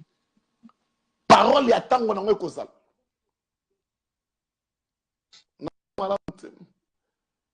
Noki malamu te. Ekangamaki papa, ekangamaki. Ekangamaki, bloqué on avait bloqué côté prophète.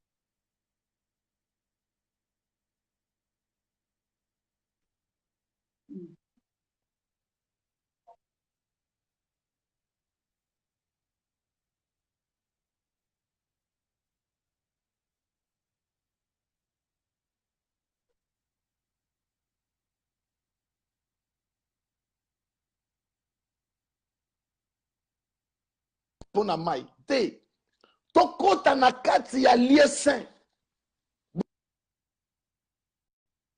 Aïe aïe aïe. Zamba pambola biso apambola pambola tomoni nde tozwi komekama na dernière minute awa maloba ya suka ya te nayoki kaka na suka lobi ete tosuka na parvi te tokota na kati ya lieu saint ya lieu très saint tomela kaka mai te me tokota na kati kuna tolia lipa bien aimé.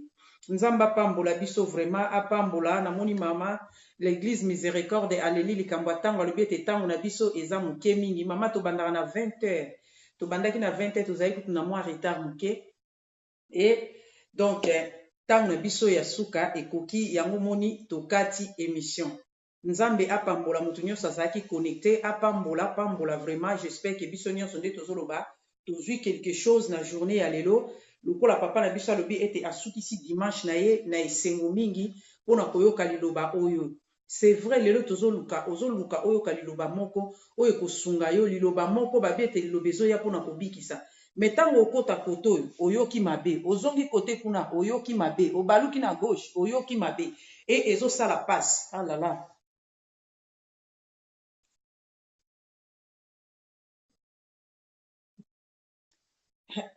ekomi koboya papa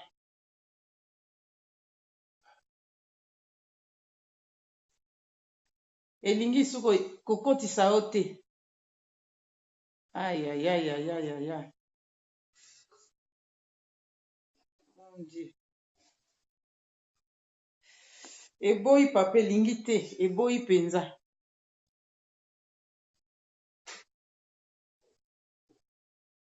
non eboyi vraiment pasi makasi fale tosukisa na mosali na nzambe abondela mpona libota na nzambe non papa de bima obandela kozonga otinda invitation nde tosalaki mokolo wana bima bongo obandeli kozonga obandeli kokota bima mpenza na direct vraiment baenseignement boye eza très important mpona biso bana nzambe koyekola yango koyeba yango nzambe apambola biso vraiment apambola mosali na ye makasi koleka pambola papa akanisela yo mpe nazosenga na eglize oyo papa azokamba bozala kopambola mabana na nzambe bovanda na kati eglize na bino bosoutenir œuvre de dieu mpe bosimba papa na bino bozwi ngolu ya kozala na ye ndenge touti kolobaka bisika ebele bateatre ezosalama ebele bateatre ezosalama mingi soki oza esika mosali na nzambe azolakisa bino liloba na nzambe azolakisa bino esidi l'éternel bovanda wana bien ebe kolongwa te kangama wana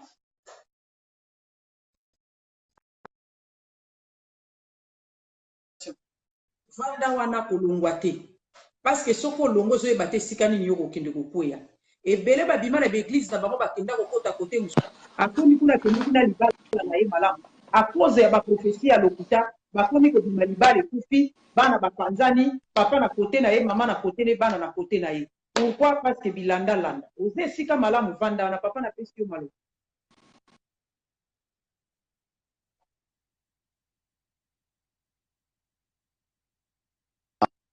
Nzambe po ete aza malamu.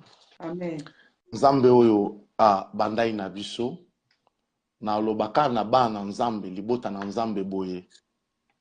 Peuple de Dieu, vanda bipai ozali soki Amen. ozolia parole ya malamu vanda place wana tika kozala agité parce que moto oyo azo conduire yo ayebi place ao conduire yo na nzambe elongo. Amen. Botika na biso komitungisama bavi na bino ndenge nalobeli biso tokota na kati ya lieu saint totrouve mapa ezali mwinde ngengisi na kozwa parole ya tango mpona koministre la parole de Dieu. Toluka plus encore banda koluka nde oyeba parole de Dieu. Bo banda kotungisa ba pasteur na ba église ba enseigner nde biso, ba enseigner bino. Bande papa enseigner biso non doctrine ya Christ. Enseigner biso nanu makambo bonzambe wana. Donc tolongwa bolongwa na ba message évangélique. Bolongwa ba message évangélique, bokota na ba message oza doctrinal, ba message ya makasi wana, ba enseignement ya solo. Nde boyeba. Parce que ce que ça part ezoleka na ba message, eza des messages ya par vie. Place nyonso ezali. Mais ce bokoti na kati. Place fenêtre ezate. Fenêtre ezate ya kofinika ma bien. Mwinde ezopela. Donc il va na kati ça différent na ba enseignement ya libanda. Donc c'est le temps boleka na kokota bozwa parole faut bovanda. Parole bayoka yango ya kovanda. Bayoka yango ya hotelema te. Le conseil on a okoloba na biso yango wana d'avoir l'esprit à discernement na kati na nyonso. Oyo elekaka na kati na ba église eza prophétie te, eza des paroles de connaissance. Ce n'est pas des prophètes, ba mis des ordres na ba famille, mais sont les dons ya prophétie oyo eza mal utilisé. Nde yango ekoti ici problème na kati ya bato. Donc na tour na yo pe moi na nzambe yeba ke nzambe aza na capacité à révéler des choses. Être sincère avec ton Dieu et nzambe a manifester liboso na yo. Donc mbongo ozo kendo luka otindela ba prophète soutenir na yango musala nzambe na église ozali somba kiti futela ngo loyer okomona okozwa ya notango pasteur no kobondela pona tina na yo. Ozoloba na nzambe ozoloba pasteur na mbongo te ya kofuta po na futa sale et même mbongo akotinda po oluka prophétie ezali. Or soki obimisi mbongo wana opesi pasteur oyi pasteur eza pona loyer asambeli pona yo omona okomona eloko nini ekoleka. Donc botika caractère wana bozwa oyo boza nango bosoutenir mosala nzambe na église ozali. Pasteur azote yo aza capable aza na nguya nzambe akorevela akosambela mpona yo okozwa directive. Ce bapesi yo pe parole de connaissance yango prophétie yango sans discernement ebomi yo. Prophétie ebomisa bato ebele occasion oyo na supplie yo ke komitungisama susu te kotambola no susu te tobenga nga pe te mpo nga mpe na peso prophétie on peut se prophétie na on peut se vraie prophétie dans la parole de Dieu na otindo prière cela oye pa na nga prophète révélé nga na otindo prière à 100 jours beta na prière aussi c'est bon na révélé. Donc c'est ça que eloko na ki koloba na biso ba na nzambe. Donc tozwa temps na biso akoluka nzambe biso moko tozwa temps ya kobondela biso moko bozwa initiative na ba église ya osala ba journée de prière ya osala ba journée ya conférence ya osala ba journée wana nyonso tout des enseignements wana ekoede biso koleka na tambo et na 17 na basali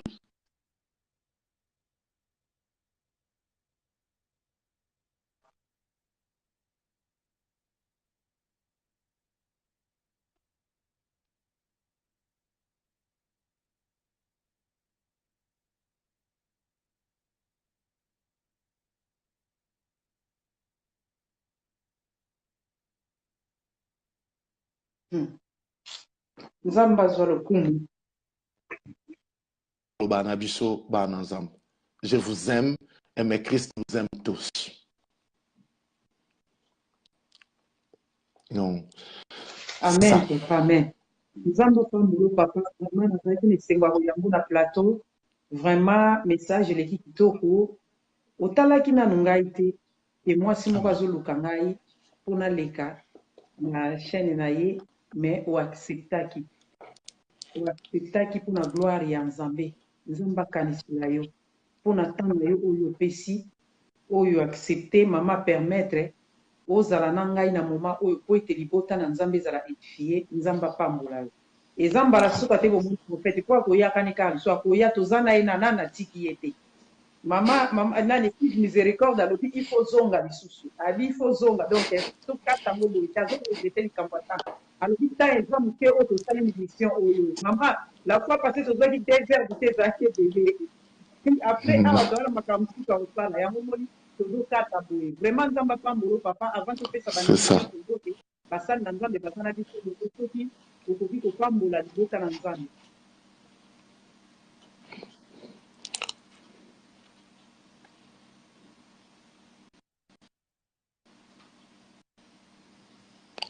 Amen.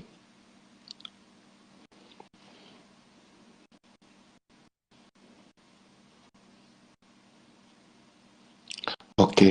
Et merci mingi na patience na bino pona toleka na partager onzamba chai kat na biso. Et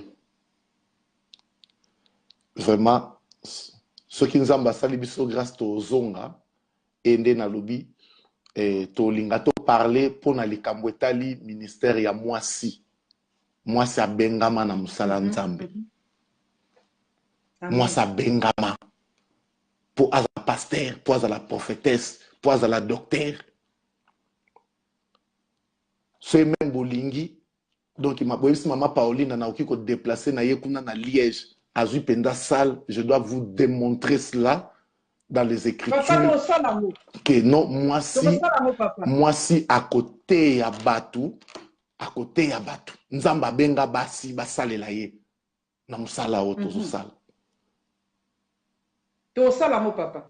Donc, nzamba pambola biso et nde ona kwa ekoloba na biso yangwana ceux qui nzamba pesi biso occasion à la prochaine to zangate ko leka na pambola biso na pamboli en tout cas batu nyonso balandi biso. J'ai vu beaucoup de gens de partout, de Grèce, na États-Unis, na Canada, na Afrique, de partout. Nzamba pambola bino pena nzamba kanisela bino na kati na tango tolexi na présence ensemble. Soki toki ko bondela maintenant nkolo na biso elongo. Ok. Nzambe ya Abraham, nzambe ya Isaac pe na Jacob, nzambe na Gaston Mawete Vincilo, kolo na beleli yo Seigneur. Na recommandé bana na yo nyonso bazaki temps ya ko passer na ngonga oyo liboso na yo na tiki moko na moko Seigneur. Maloba oyo nyonso tolobi papa tika te tikala et produire fruit ya repentance kat na bango Seigneur. Oyo nyonso zaki ba virus ya mabe nzambe lelo ebimi na kombo na Yesu. Nandimi Seigneur vie ya moto moko ezali changer. Nandimi o capacité encore basali na yo pe bana na yo na nzela ya bonzambe na yo nkolo. Umela po nzambe na pamboli ndako ya mosali na yo Paulina nzambe tata pona sagesse oyo nkolo. Soki okopesa biso mokolo mosusu yawe tata tozanga pete ko pambola lokwa mokola lelo nkolo. Kumama pambwama pe netolama pozali nzambe. Nandimi na motema nanga pe na tatoli na monoko nanga. Nkolo ba o bazaki malade bazala guéri au nom de Jésus-Christ de Nazareth. Bazala ki na ba problème na ba difficulté moko. Nzambe na déclaré le biko na kombo na Yesu.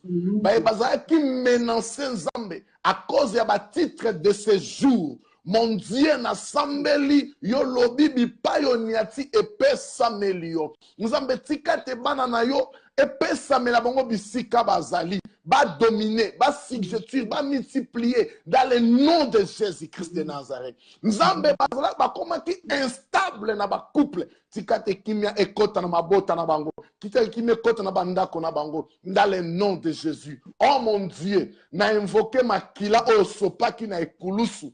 Yango e bomba bana na yo, yango exipa mabota na bango. Lolenge tozali na mois ya Pâques. Nzambe tata tikete makila na yo eloba en faveur ya libota oyo na kombo na Yesu. Nzambe na ngai kolo na bikamwa si moto moko ba proclamaki na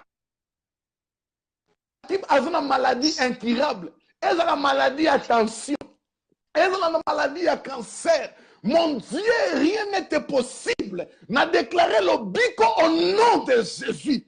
Et pas iba médecin ba lobi non et sili nzambe tata ngana bengi yo zova rafa et le biko na motoana et koti et pas iba loba ki moto aza stérile nzambe tika ete moto moka bota lokola ana na kombo na Yesu nzamba lola kumama pe pambwama nini topesa mitema esopani to reconnaître bonzambe na yo tozaka sujet à grâce yawe pambola sameni ya bana ne pambolama Nakat na nyonso Seigneur. Pambola le ministère ya bana yo. Dans le nom de Jésus, qui est notre Seigneur, est sauveur.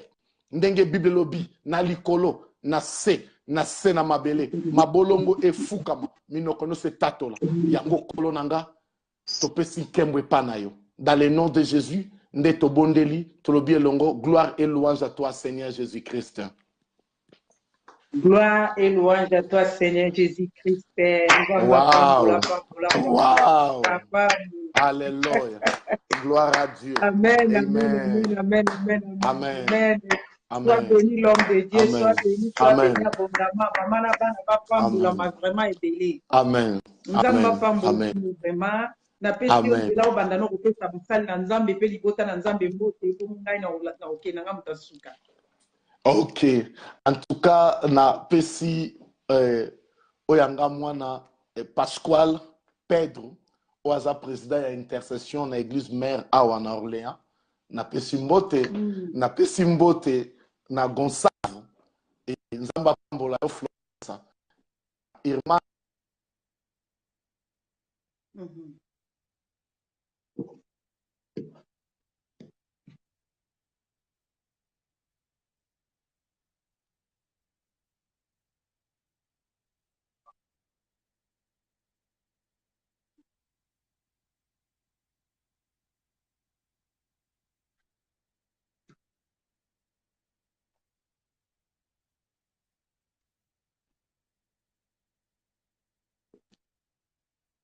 La sous grâce wana et boleki ebele penza mingi beki ebele penza ebele église Bethesda et église miséricordieux nzamba pambola bino nzamba pambola e na ndeko Israël wow nzamba pambola yo ndeko nanga dona nzamba pambola yo Deus te abençoe irmão Deus te abençoe irmão dona Deus te abençoe que obrigado é só isso nzamba pambola basala nzambe nyos o bazwaki patience pe na Holanda biso.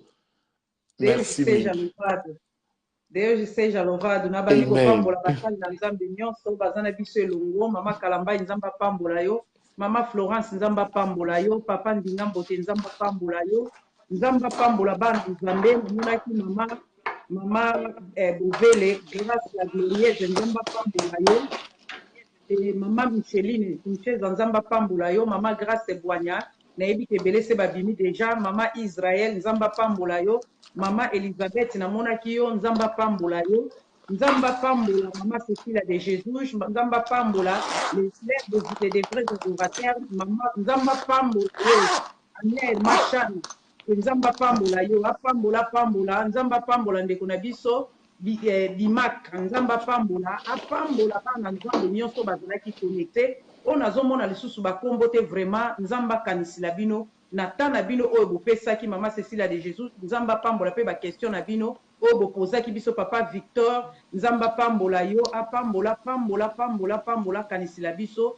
nazana kondima ete tozwi quelque chose ko uti pai na nzambe biso nyonso vraiment apambola biso to souhaiter bino ba fin ya weekend malamu et début de bonne semaine semaine à sika et memela biso makambo malamu makambo kitoko totambola na bonzambe parce que Yes. tozosukisa weekend oyo na makambo kitoko ya margo nzamba pambola yo tosuki mpenza na makambo kitoko mingi na weekend oyo bien aimé oyo zwi lelo bomba yango oyo zwi lelo bomba yango parce que eza motu yo moni bandeko nde bazolela liloba parce que liloba ekomi parce oyebi bible ezoloba ekóma na ntango moko bato bakóma na nzala ya liloba bato bazokanisa yango eza makambo ya kosakana frère patrice pa yembi yango bato bazokanisa yango eza makambo ya kosakana mais c'est réel eza solo eza makambo ezosalama ndeko na biso el chante mama nzambe apambola yo donc eza makambo oyo eza ya solo toza deja na kati ya nzala ya liloba parce que papa okende esika mosusu ko okuti nde nazolobake baceremonie liloba eza te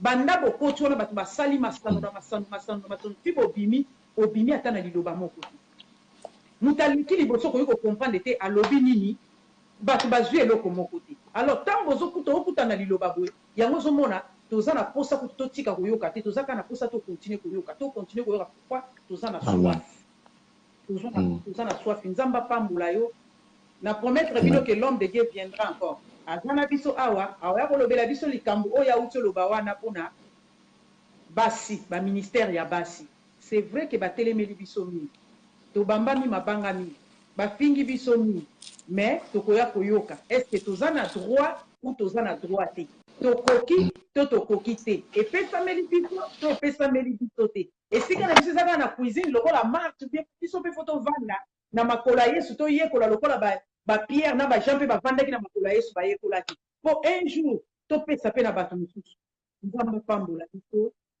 vraiment pokwa malamu na biso nyonso l'homme de Dieu, que Dieu vous bénisse abondamment.